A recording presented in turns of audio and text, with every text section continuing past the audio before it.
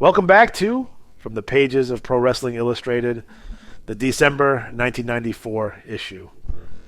The year is winding down, but the temperature inside the squared circle is only rising, and this issue wastes no time throwing us straight into conflict, controversy, and cold, hard rankings that will leave more than a few egos bruised before the holidays even arrive. We begin in Between Falls, where reader passion spills across the page. Letters debate federations, question creative decisions, defend favorites, and call out omissions. One fan cannot understand how Paul Ellering could be absent from a major anniversary retrospective honoring the Road Warriors. Another suggests Tatanka might need to abandon virtue and embrace rule breaking to regain relevance.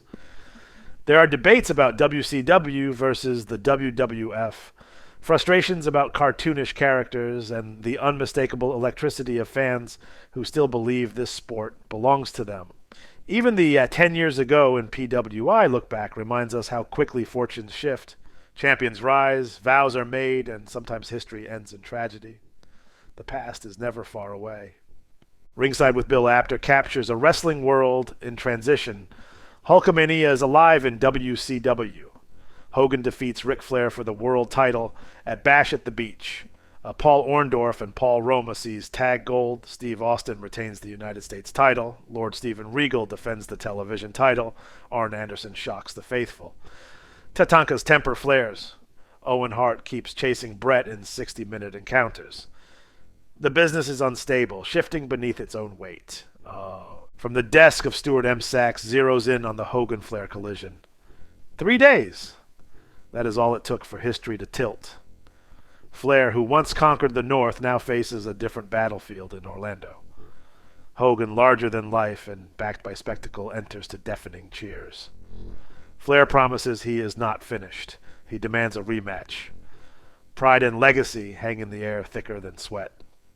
In Focus brings us 2 threads. First, a free sample offer for PWI Weekly, a reminder that wrestling news moves fast and PWI intends to move faster. Then the debate, should women like Alundra Blaze be considered for inclusion in the PWI 500? The argument is serious, even playful, but it reflects something bigger, the boundaries of recognition and who belongs on the list. Win, lose, or draw turns the spotlight on Bob Backlund. Frustration creeps into the former champion, a slap to Bret Hart, a chicken wing that refuses to release. Could the most upright man in wrestling be contemplating darker measures? Rodriguez examines a legend struggling to reconcile pride with time.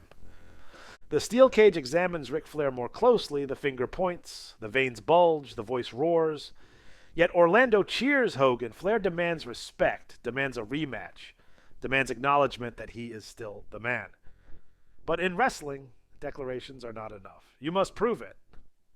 Off the top rope, with Eddie Elner slices through reader mail with sharp humor and sharper edges.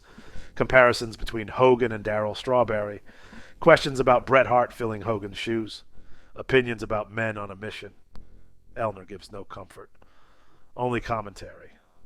Time Capsules pulls us backward. Crybaby George Cannon. Barry Windham receiving year-end honors. The Tillett brothers drenched in yellow paint. Wrestling's history is strange, emotional, sometimes absurd, and always unforgettable. Then the storm hits. Spray paint my horses, I'll lynch you! Inside the Public Enemy Funk War. ECW's chaos spills across steel and barbed wire. Terry and Dory Funk Jr., legends from Texas, collide with Public Enemy in matches where chairs fly, frying pans appear, and blood stains the canvas. It is hostile, it is volatile, it is extreme before that word becomes branding. Why Vader and Yokozuna will never return to the top? Asks a harder question. 2 giants dominated 1993. Big Van Vader and Yokozuna crushed opposition. But the business evolves. Conditioning, pace, audience appetite. Everything changes. The encore may not arrive. The Hulk Hogan Ric Flair poll. Survey says, PWI commissions data, where is Flair most popular? Do younger fans favor Hogan? Do women lean one way? Numbers enter the arena, so wrestling becomes measurable. and measurable things invite debate. Jim Neidhart, the man who poisoned Owen's heart, explores family fractures. The anvil stands between brothers. Instead of healing wounds, he deepens them. Alliances in wrestling are fragile. Blood does not guarantee loyalty. Press conference. The $1 Million Man brings the $1 Million Man forward, injured yet influential. As a manager, as a manipulator, as a presence, the $1 Million Man insists he still matters. Pride, again. Always pride. And then we reach it. The PWI 500, the 4th annual ranking of North America's best wrestlers. Controversial, argued, defended. Fans will circle numbers, question placements, and declare injustice. But the list stands. In black and white, 500 names ranked based on the evaluation period, championships won, quality of competition faced, technical ability displayed, win-loss records compiled, activity sustained, momentum maintained. Number 1, Bret Hitman Hart. Hart's placement reflects a year defined by technical excellence and championship credibility. Long matches anchored the WWF main event picture. 60-minute stamina, crisp execution. A feud with Owen Hart that felt personal and sustained. Bret carried the company through a transitional phase without sacrificing in-ring quality. The ranking rewards that steadiness. Near the top stands Hulk Hogan, and now positioned within WCW Championship regained. Drawing power intact, media visibility high. Hogan's presence reshaped WCW's main event structure. Arenas reacted loudly. The ranking acknowledges both title acquisition and cultural footprint. Ric Flair remains in the upper tier. Title changes, major feuds, sustained visibility.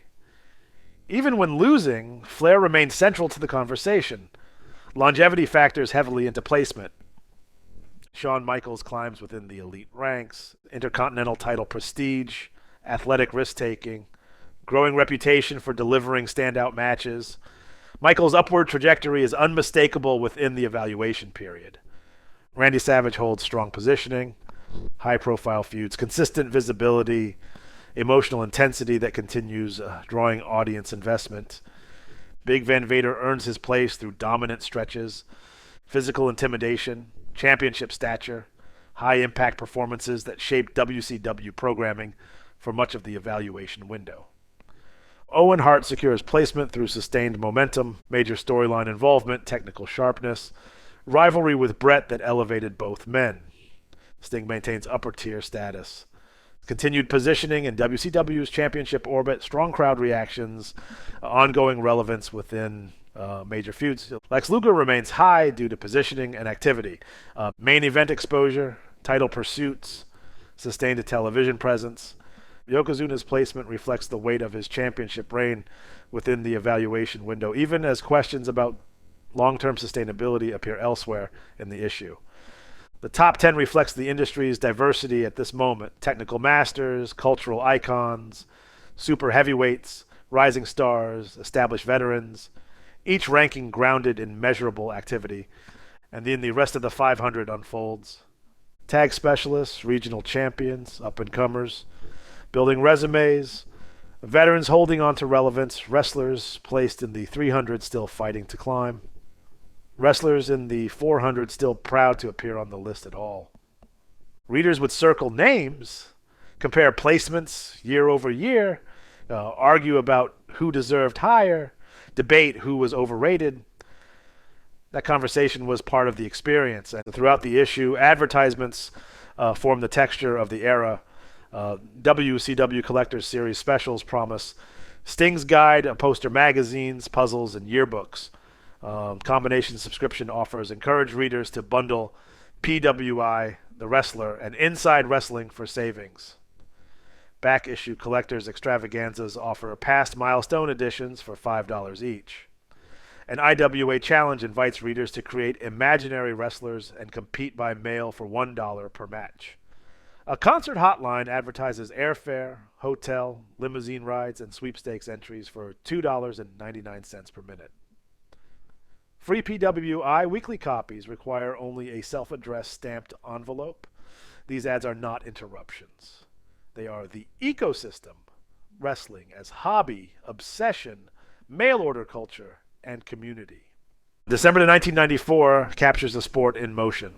Hogan reborn in WCW, Flair defiant, ECW unhinged, rankings debated, veterans aging, new stars rising, and readers writing in, furious, loyal, invested.